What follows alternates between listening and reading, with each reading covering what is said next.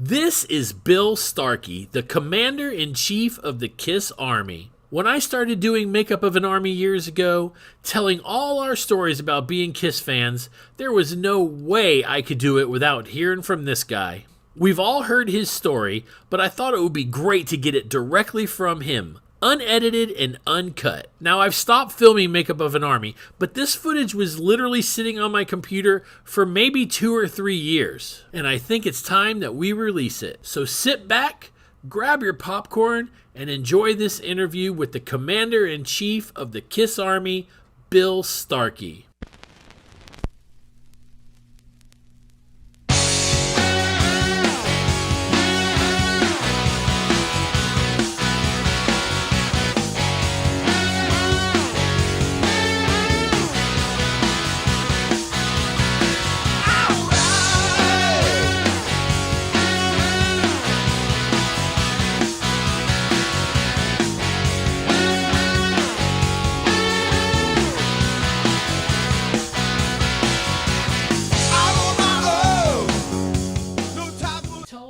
About the first time you discovered the band, the first time you saw the band. The first time I saw anything of the band, I was at my breakfast table, and we had a TV Guide insert thing for our newspaper. Excuse me. And I opened up one of the pages, and there was a picture of Gene, and it said KISS would be performing on In Concert that night. And the picture alone got me. I mean, I never seen anything like it. I had no idea it was a band, but it was. So didn't think anything of it. Went to school that day. Later came home, and I always watched In Concert on Friday nights because that was the only time you could see live acts. And I was actually tuned in to see Foghat and forgot all about the picture I'd seen in the newspaper thing in our newspaper that morning. And Foghat played, and they were everything I expected. And then KISS came on. I was just blown away, and I thought they were an English band. I thought they were they had something about them. To me, they looked like a band that had been around a long time that I just didn't know about, which I kind of was surprised by because I still read the rock magazine, Circus and Cream, and that kind of stuff. I was very lucky because living in Terre Haute, Columbia Records made most of the vinyl in the country at that time, and my dad worked for them, and he worked for the Warner Brothers account, and all he was is he worked in a warehouse as an expediter. Occasionally I would get records.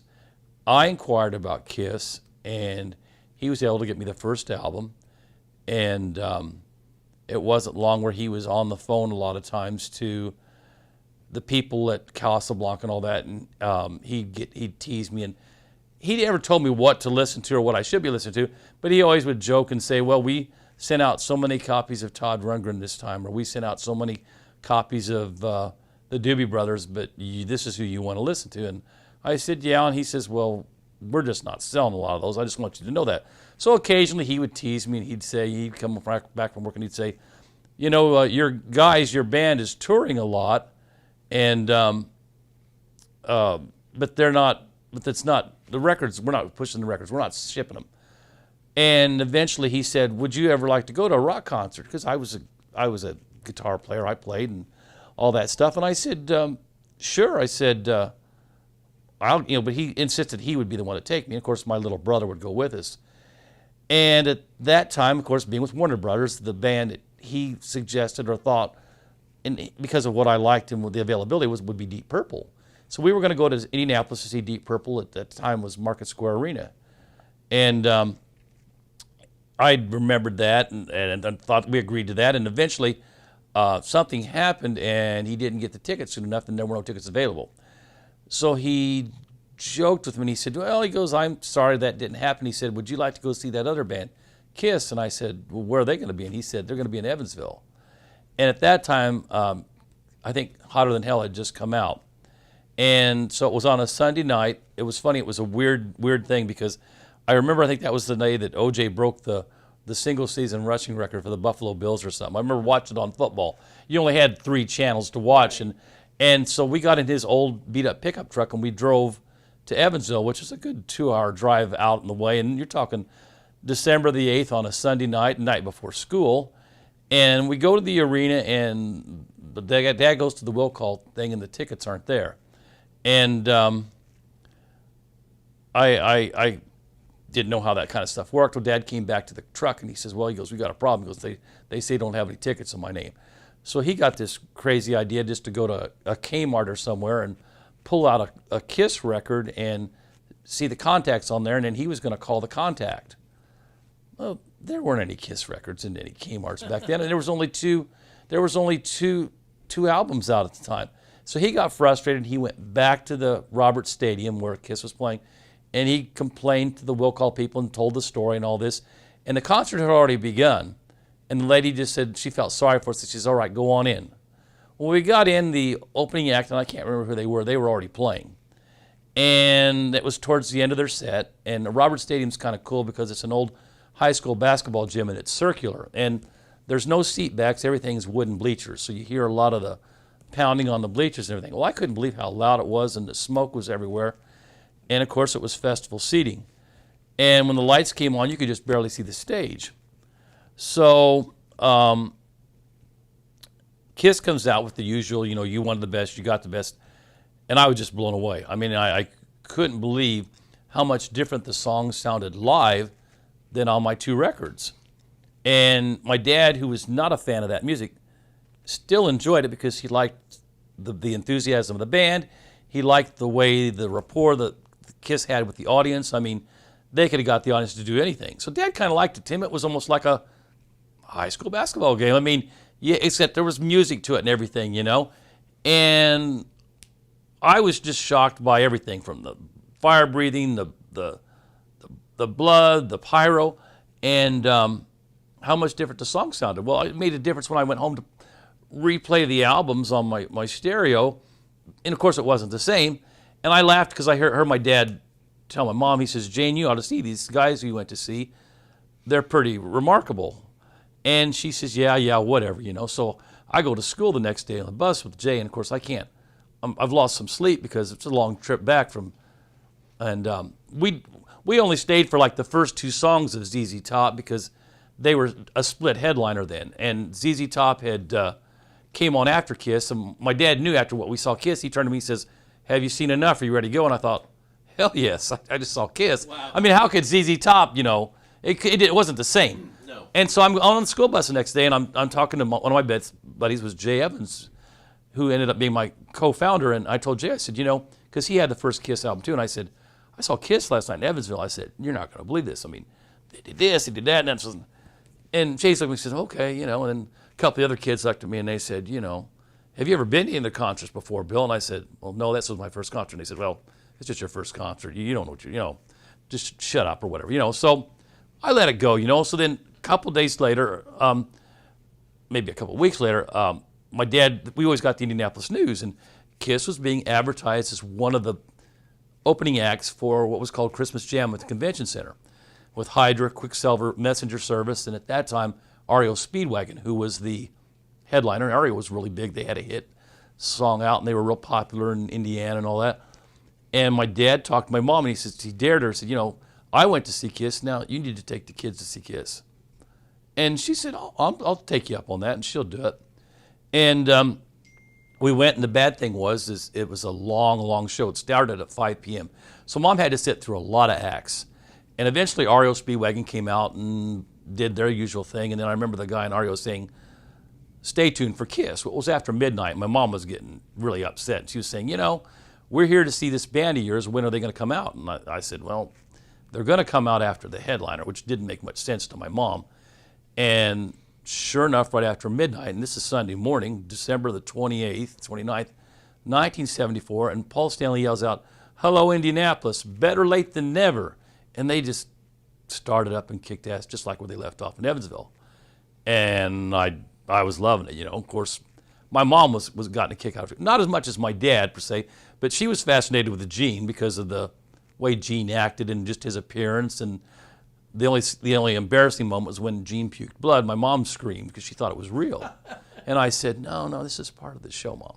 Now, unfortunately, we didn't get to stay for the whole show because my dad was babysitting my sister at that time. And by babysitting, all he was doing was driving around the streets of Indianapolis in a pickup truck with my little sister there while the three of us were at the concert.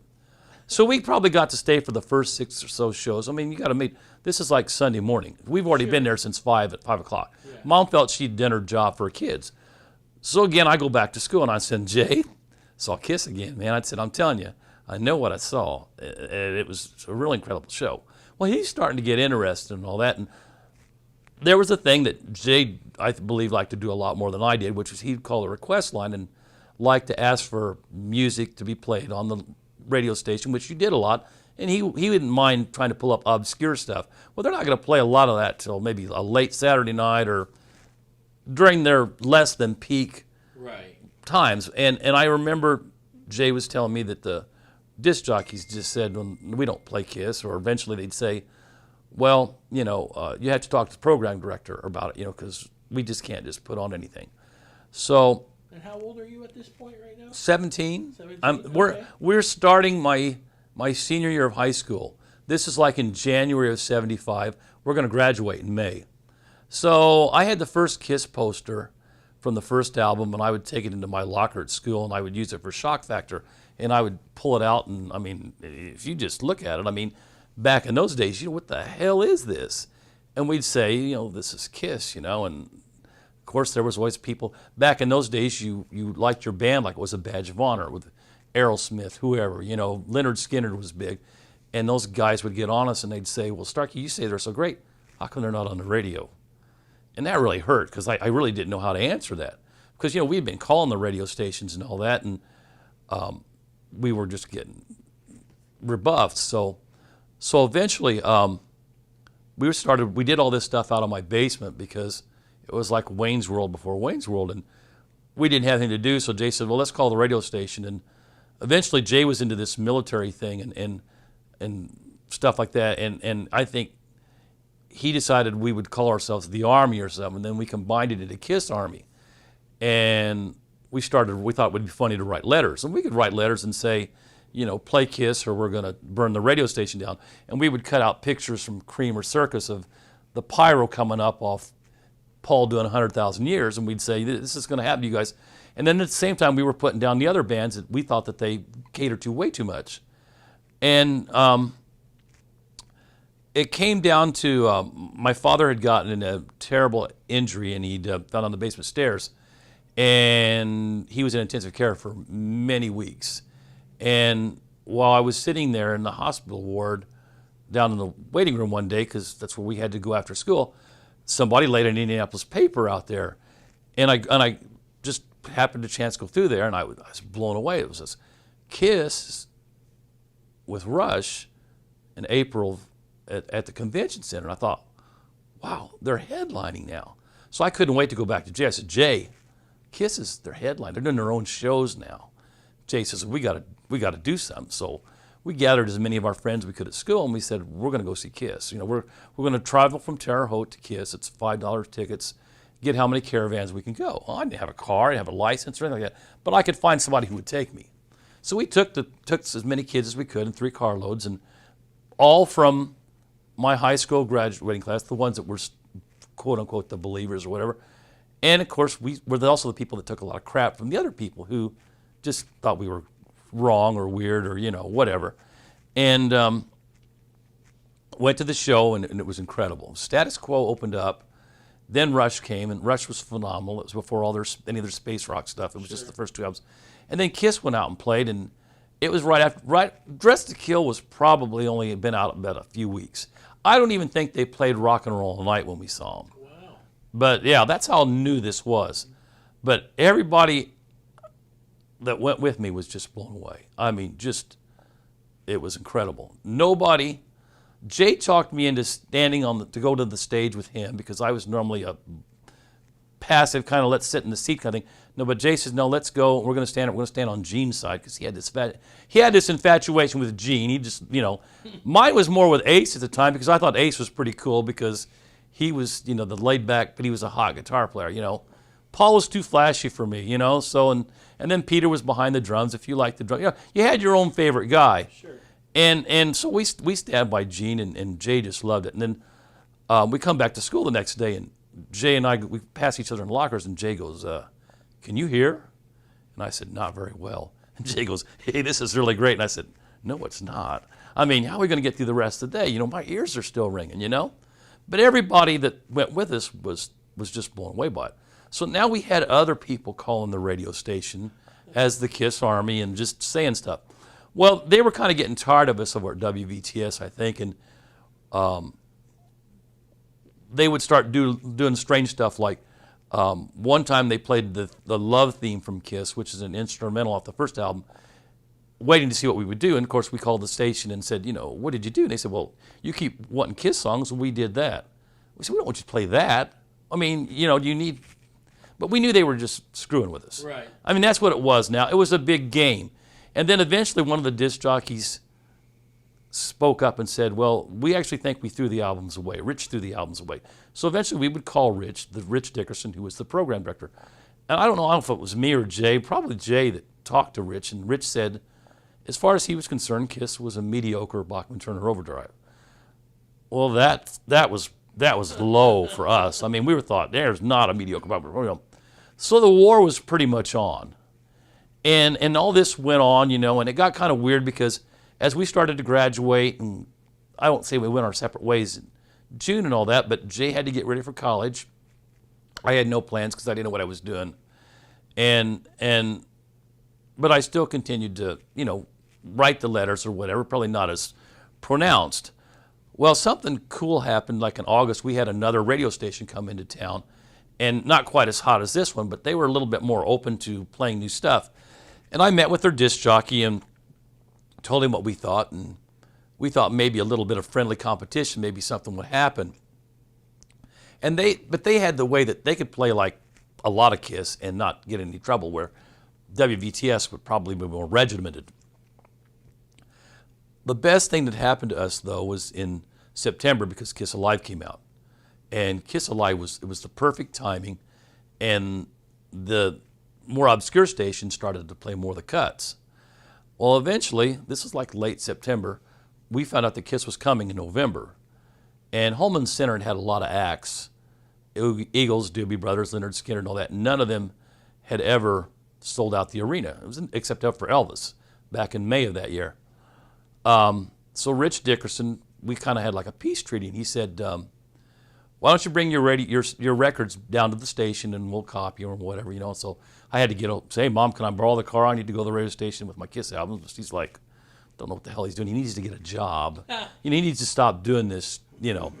So I did it, you know, and Rich says, you remember those stupid letters you wrote?" That's what he called her or something. I said, "Yeah," and he said, "Well, when the band comes in November, why don't you like write me a couple of them, and I'll read one a day at 5 o'clock in the evening during rush hour, and we'll have call it the KISS Army Letter of the Day." And I thought it was a pretty good idea. I liked it. It was fun. What was I doing? Jay had just started his freshman year at college, and Jay was at Indiana State, and he couldn't quite get as involved as he was originally, you know, but he was still there and with me, you know, to begin with. And I mean, we still had a desire for this to work. And Rich said, "I'll read them up to the end of the show." The problem is that Rich was a real smart guy and very clever, and he always got the last lick in. So no matter what I said, he turned it around, and he'd say stuff like, "Well, you could put the intellect of the KISS Army on the back of a postage stamp," or whatever. He says, "This proves that they don't know any more than their 3-chord rock and roll." I mean, he always got a jab in on us, and then I would make sure the next couple letters I got back at him. It got to the point where I was putting down the Beatles, Zeppelin, Stone, didn't matter, because now it was the war. Kiss ruled, and everybody else was crap. We were still doing other goofy stuff, like I got my brother and his younger friends, we convinced them to paint up like Kiss. We'd take him down to the mall and walk him through the wall, and then Jay and I'd walk like 10 feet behind him just to get reactions out of people. Some people knew it was Kiss, some people didn't know what it was, but we were doing this kind of crap for just kicks. Or we'd go through the McDonald's drive-thru and let them guys be seen as the, you know. So one day, we decided to drive by the radio station when WVTS and just do it with the kids. And Rich's wife met us at the door, and she was all excited. And I said, "What's going on?" And she said, "The concert's sold out." and Kiss's people want to meet you guys. Wow. And I said, what? We weren't, this is no what we wanted to do. I mean, to us, Kiss was dark. It was scary. There was something, you didn't want to meet them. I mean, it was okay from a distance. This wasn't our intention. We were just having a lot of fun.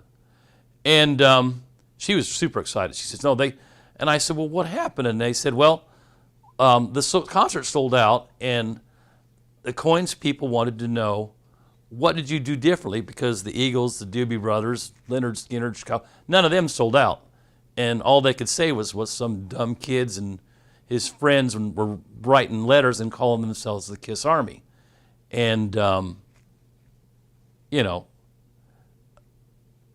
I just was floored because, what else? I mean, that wasn't what our intention was. So eventually I was getting daily phone calls from Alan Miller, who at that time had orchestrated the Cadillac, Michigan thing for Kiss. And he wanted plans to get together and make Terre Haute somewhat of a Cadillac thing. With a marching band, people painted up, the mayor painted up and all that. And at that time, Cadillac was new to me. I had no idea what Cadillac was. I mean, I'd heard about it, but he never gave me a lot of details. Well, a lot of the stuff we planned just didn't work. I mean, it just didn't work. I couldn't get a band. I couldn't get the mayor to do anything. I mean, we were able to get the key to the city and stuff like that. And they were able to get a Jeep Caravan to meet Kiss at the airport. And we had a meet at the airport, which was kind of cool, for like maybe almost 300, 400 people. And the weather was horrible. And Kiss got up on Jeeps and stuff and entertained everybody, and eventually drove to the radio station to be disc jockeys at the radio station a year ago that wouldn't even play their music, and feuded with them.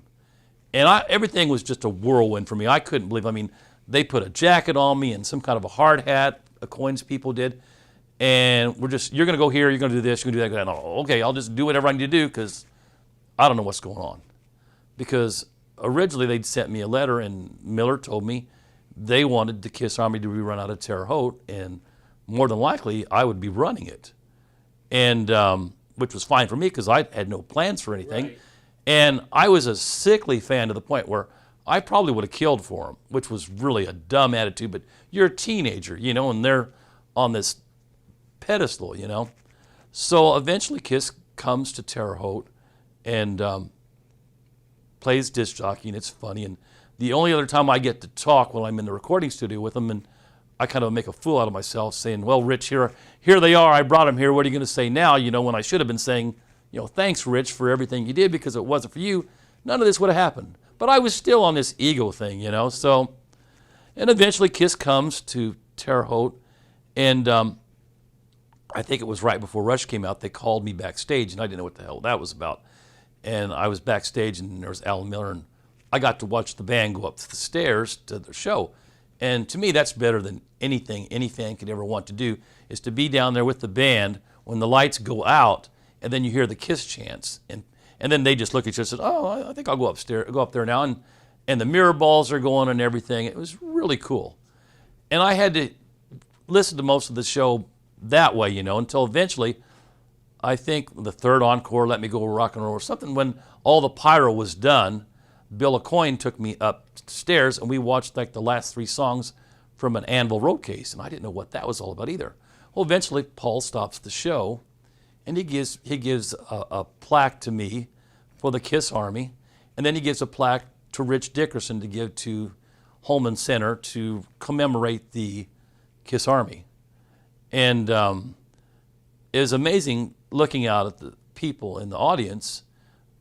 A lot of them were the same people that were giving me crap about Kiss. Nice. And then there they were congratulating me. It was just surreal. And that night it was really shocking because Junior Smalling, who I had to talk to, and Junior said, here's where the after party is, and do this and do that, whatever else. And I think he even told me to go gather some fine girls. Oh, I couldn't get anybody for the prom. So I couldn't get anybody for a Kiss thing. But I was going to get the kids that helped me do all this, my brother and his friends, and of course Jay, and we were all going to go to the after party. And the bizarre thing for that was we were going to get to see Kiss without their makeup off, which was a religious experience in itself. Right. So you saw Kiss at this party. Right. No makeup. Right. Wow. And I had no idea what they sounded like, looked like, or anything. And the amazing thing is when we were eating pizza, and I think that unfortunately the band either thought I was upset or something, because I remember Gene coming up to me eating pizza, and he had this cheese-colored scarf on, and he goes, "You know we're not all assholes in this business." And I didn't know what he meant by that, you know? And then we talked for a little bit, and here's funny. You wait to see guys like this, or you don't really plan on it. And what's the first thing I asked Gene, or we don't ask? We want to know, hey, what's the second line in Deuce? And he goes, "Get up and get your grandma out of here, pick up." I'm like, what the hell did we ask that for, And then eventually Paul comes by, and he sits with us, and he's nothing like Kiss Alive. And we're like so blown away that, here's Gene's like a professor, and Paul's, nothing like rock and roll party tonight, and nothing like that.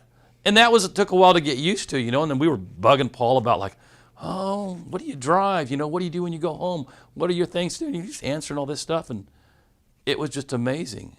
And I went home that night, and my mom, who kind of wondered about all this deal where I was doing the promotion stuff and what was going to come of it and all that, and she put a big banner across my bedroom thing about how proud she was of me. That's awesome. Yeah. And then 4 weeks later, they flew me to New York for the New Year's Eve pool party, and I was hanging out with Jim Neff, the Cadillac coach. So that was January. That was all January '76. That's amazing. And then eventually, I think 4 months later, I got a care package from Boutwell Enterprises, and they were telling me that they would be the ones handling the Kiss Army, and they were looking forward to working with me on a consultant basis, I guess, because they had very limited knowledge of the band. A few of them even told me they didn't even like the band, wow, but eventually would come to terms with it. And I had, at that time there was only one Kiss shirt, one tour book, and I think a newsletter. So. Wow.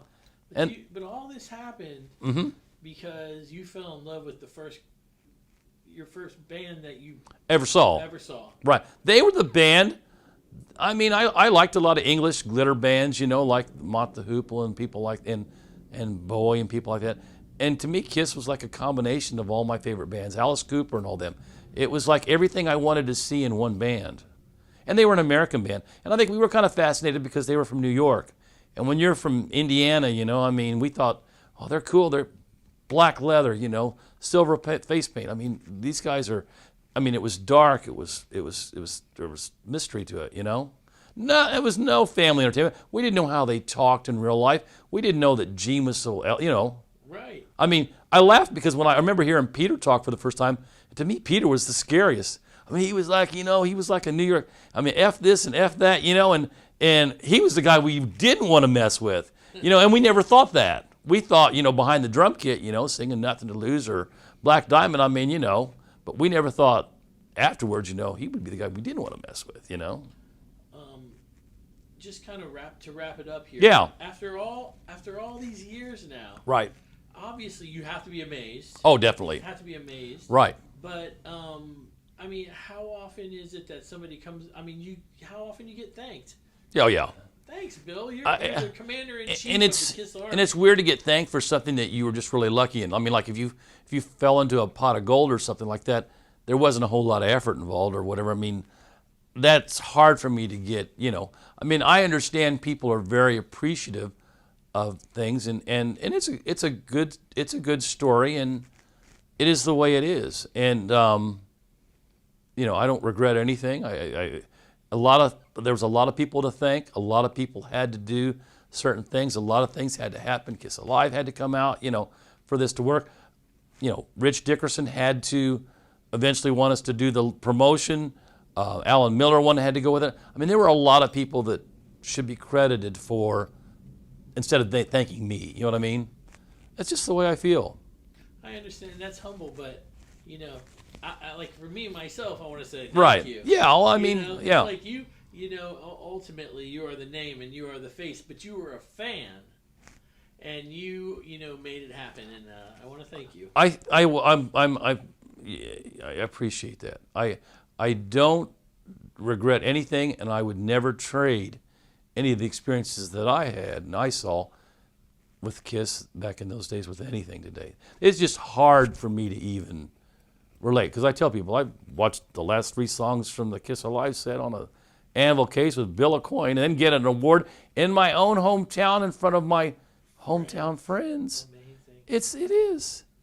It's a movie, man. It's you can't, It's a dream. It is. And to this day, at the age of 62, I can't say that I've ever done anything similar to that, Yeah. or with anybody similar to that, So, Absolutely. yeah.